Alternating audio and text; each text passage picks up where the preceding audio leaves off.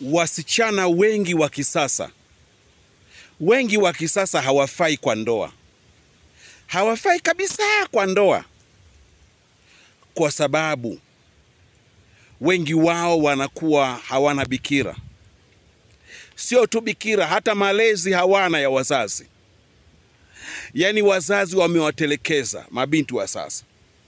Sasa unakuta binti kabla hujamuoa kesha tembea na watu 20, 30, 40, 50.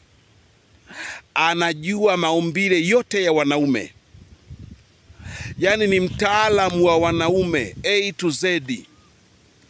Anajua kafanywa nyuma, kafanywa mbele, kafanywa mdomoni, kafanywa masikioni, amefanywa kila mahali. Yaani kwa ujumla ni scraper. Yaani ni scraper, ni uchafu. Kwa hiyo unakuwa umeoa uchafu ndani kwako. Umeoa malaya ndani kwako. Umeoa kiumbe ambacho hakina thamani.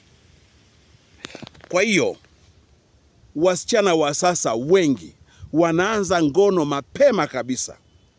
Wanaanza ngono mapema kabisa. Kwa hiyo unapokuwa umemuoa, anawaza ni staili gani utampa. Kwa sababu anajua kila aina ya staili. Anaujua kila aina ya uchafu.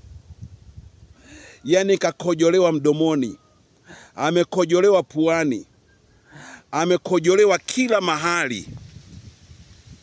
Kwa ujumla unaoa kiumbe kichafu. Ndio maana havina hata adabu. Havina adabu hata kidogo. Majibu mdomoni ya hovyo. Kwa sababu unakuta kitoto cha miaka 20, yaani kichwani kina miaka 40, kina miaka 50. Yaani ni kenyeji mno, yaani ni kenyeji kwa wanaume. Kanajua kila aina ya mwanaume. Kanajua kila aina ya staili. Ndio hapo ninapowaonea huruma wanaume. Hasa watoto wadogo. Maake unakuta mtoto wa kike huyu kesha tembea na waume za watu. Ametembea na watu wazima. Anaenda kuolewa na kavulana ka miaka 25. Ni kageni akajui kitu.